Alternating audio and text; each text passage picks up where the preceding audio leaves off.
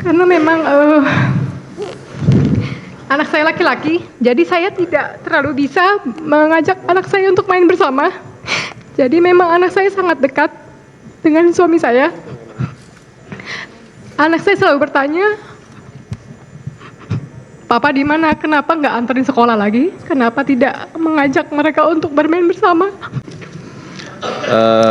Pertanyaan saya selanjutnya buat Bu Sandra. Bu Sandra, tadi Bu Sandra, saya lupa tanggal berapa Ibu nikah dengan Pak Harvey? 8 November 2016. 8 November 2016. Iya.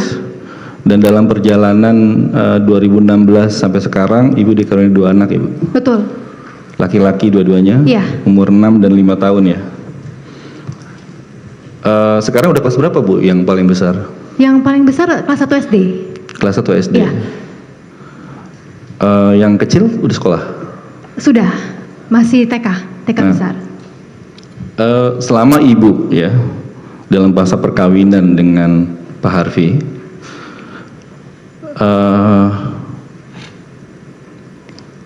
apa yang kemudian Ibu lihat dari segi personalitinya Pak Harvey yang paling deket tuh apa? Misalnya apa sih yang karena saya banyak dengar misalnya Pak Harvey itu adalah orang yang generous, ringan tangan, dia bantu orang, nggak ngelihat siapa. Apakah itu pengalaman itu juga Ibu alami pada masa perkawinan maupun sebelum perkawinan? Betul. Saya semakin hari semakin mencintai suami saya karena saya sangat mengagumi sifat suami saya. Karena suami saya ini yang bikin saya komplain setiap hari ke dia adalah dia terlalu sering menolong orang lain. Tapi memang ini adalah sifat bawaan dari suami saya yang pertama saya komplain, tapi ketika dia pulang ke rumah habis menolong orang lain, dia bilang dia sangat senang karena dia habis menolong orang hari ini. Dari situ saya nggak mau pernah komplain lagi karena saya tahu suami saya sangat senang karena dia bisa membantu orang lain. Seperti ketika saya melahirkan anak kedua saya, anak saya lahir tidak menangis dan dinyatakan bisa 70% cacat, sehingga anak saya masuk ke ruang NICU, tapi seminggu kemudian anak saya dinyatakan bisa pulih dan dalam keadaan baik-baik saja. Di sebelah kami ada seorang bayi kecil yang bernama Joel, beratnya hanya 900 gram. Ketika saya sedang berdoa, tiba-tiba suami saya menghilang karena dia menyamperi seorang papanya Joel, bilang ke bapak itu, "Pak, jangan nangis, karena Tuhan sudah mengabulkan doa Bapak." Saya bingung, ada apa? Ternyata bayi itu dari Papua, orang Ambon yang tinggal di Papua. Dia di rumah sakit itu tidak punya biaya sama sekali, sehingga inkubatornya harus dicopot. Sehingga kalau inkubatornya dicopot, bayi itu akan meninggal. Terus saya bilang, "Apa yang kamu lakukan?" Dia bilang, "Saya akan menanggung sampai selesai bayi itu sampai sempurna." Dari rumah sakit berbulan-bulan menjadi banyak operasi sampai sehat seperti sekarang ini. Itu suami saya.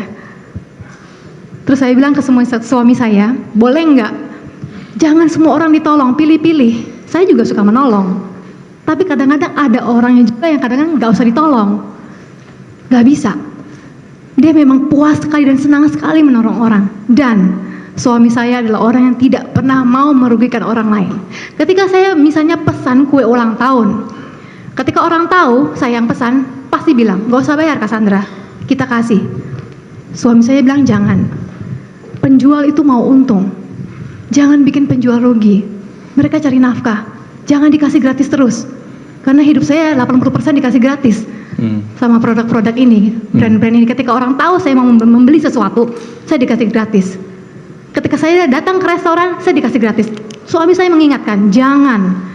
Kalau terhadap keluarga gimana Bu? Maksud terhadap anak-anak, terhadap ibu, perhatiannya seperti apa? Luar biasa, Family Pak. man. Sangat luar biasa. Saya tidak mau menikah kalau bukan dengan Harvey Muiz. Oh. Jadi dalam pandangan Ibu, Pak Harvey betul-betul seorang family man. Iya. Ke anak-anak juga bagaimana? Apa misalkan kan kadang kan dalam perkawinan itu kan suka berbagi ya tentang bagaimana Ya, Pak Harvey terhadap ini anak. laki-laki yang luar biasa.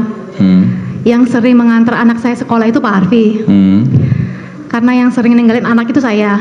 Saya juga bekerja, tapi kami bekerja sama ketika saya keluar kota, Pak Harvey yang menjaga anak-anak saya.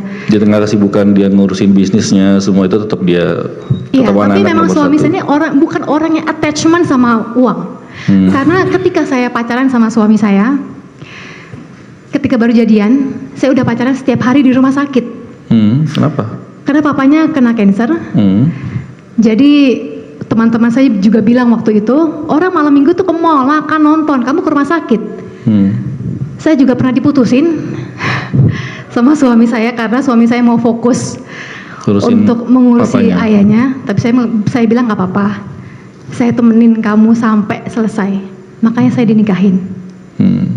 Kalau ibu kan juga ngelihat ya dengan teman-temannya itu, apakah juga Pak Harvey itu tipikal orang yang suka berkonflik dengan orang yang lain atau bagaimana? Suami saya selalu menceritakan tentang hal positif dan hal yang baik tentang orang lain. Kalau saya komplain tentang seseorang, kalau misalnya saya komplain tentang asisten saya, suami saya yang bela. Saya komplain tentang ART saya, suami saya yang bela. Orang ini sangat menyayangi suami saya. Adik-adik saya sangat menyayangi suami saya. Pekerja di rumah, nggak ada Pak Harvey. Males kayaknya kerja sama saya. Kalau sekarang, mohon maaf ya Bu, Ya. mohon maaf ya Bu Sandra, pertanyaan saya mungkin apa, kan sekarang Pak Harvey nggak ada di rumah, ya. Anak-anak pernah tanya nggak kepada Bu Sandra? Iya, karena Panggilannya saya apa? Papa. Papa kemana gitu? Nanya nggak? nanya. Terus jawaban ibu apa?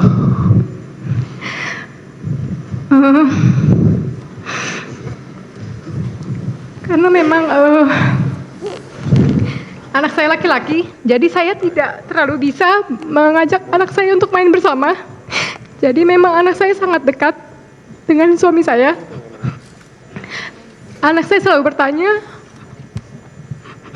Papa di mana? Kenapa nggak anterin sekolah lagi? Kenapa tidak mengajak mereka untuk bermain bersama lagi? Karena suami saya juga yang menyuapi anak-anak saya, menemani anak-anak saya tidur. Saya bilang ke anak-anak saya, Papa wamil, jadi nggak bisa ketemu dulu. Papa lagi wamil, ibu Iya. bilang. Ibu wamil dibilang. Karena anak saya taunya BTS yang mulia. BTS itu orang Korea, jadi mereka tahu orang Korea ini wamil, BTS itu wamil. Jadi saya bilang, papanya lagi wamil. Tuh, diam aja gitu. Percaya, cuman tiap hari tanya, tiap hari berdoa supaya Wamilnya selesai. ya wamilnya cepet-cepet selesai.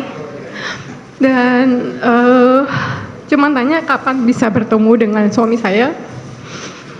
Karena memang anak-anak saya sepertinya lebih dekat dengan suami saya. Ya. Ya, begitu family man ya Bu ya. Iya. Makasih Bu Sandra.